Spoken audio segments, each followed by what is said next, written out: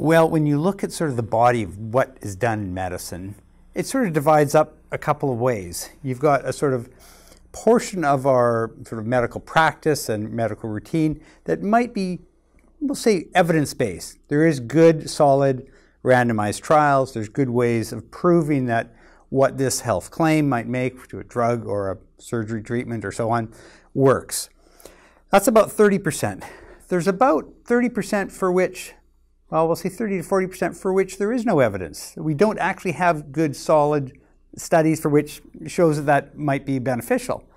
And in the middle, we've got this sort of gray area where there might be some mild evidence, there might be some observational research, but there's still questions, there's not definitive research and evidence of benefit. So, you know, a lot of what physicians do, they try to work by the best form of medical evidence they can find, but oftentimes they are providing treatments and recommending courses of treatment that we really haven't been studying the way they should be studied.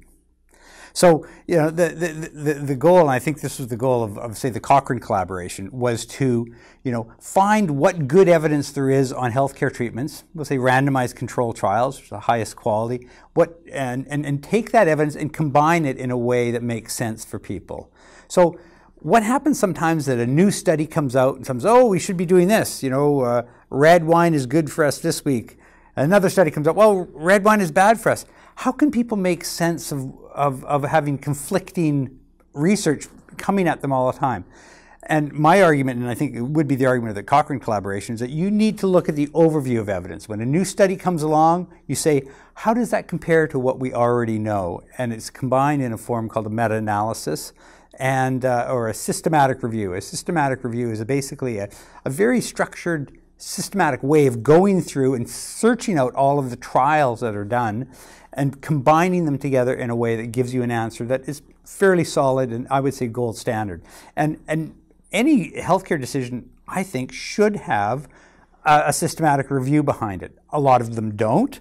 The Cochrane collaboration has done something like 5,000 systematic reviews, so there is quite a library of this gold standard evidence, though, like I say, a lot of things still happen that we can't say definitively yes or no whether it's good for us or not.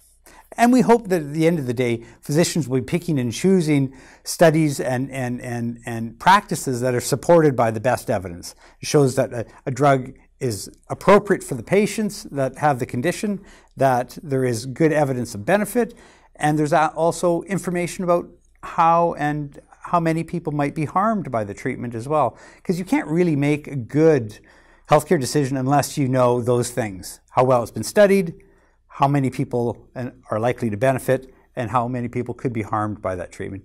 You know, and the main thing too, what people, when you know this information, they start asking for alternatives. And I think that's what we're seeing here at this conference, is that there is a lot of evidence that some pharmaceutical treatment doesn't provide long-term benefits to people, and that there are other things that people could be doing, probably should be doing, you know, altering their diet, eating better, getting more exercise. You know, there are a range of non-drug and non-medical things that provide huge amounts of health benefit to people.